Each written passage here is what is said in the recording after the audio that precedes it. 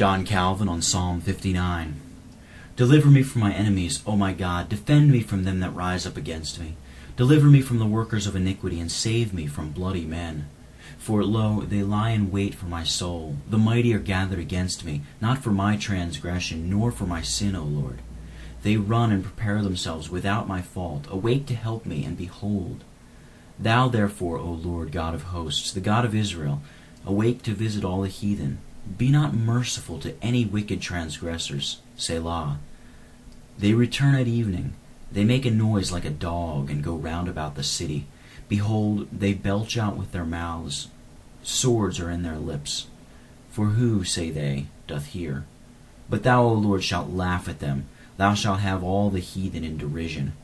Because of his strength will I wait upon thee, for God is my defense. The God of my mercy shall prevent me. God shall let me see my desire upon mine enemies. Slay them not, lest my people forget. Scatter them by thy power, and bring them down, O Lord, our shield. For the sin of their mouth and the words of their lips, let them even be taken in their pride, and for cursing and lying which they speak.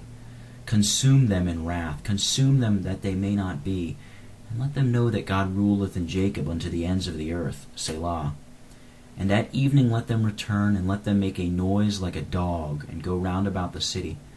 Let them wander up and down for meat, and grudge if they be not satisfied. But I will sing of thy power, yea, I will sing aloud of thy mercy in the morning, for thou hast been my defense and refuge in the day of my trouble.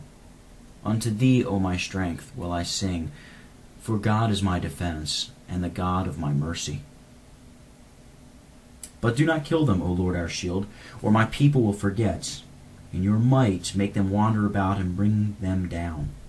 David very properly suggests this to his own mind as a consideration which should produce patience. We are apt to think, when God has not annihilated our enemies at once, that they have escaped out of his hand altogether, and we look upon it as properly no punishment, that they should be gradually and slowly destroyed.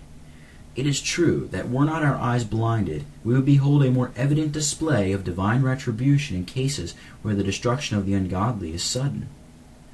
But these are apt to fade away from our remembrance, that he had good reason to express his desire that the spectacle might be one constantly renewed, and thus our knowledge of the judgments of God be more deeply graven upon our hearts.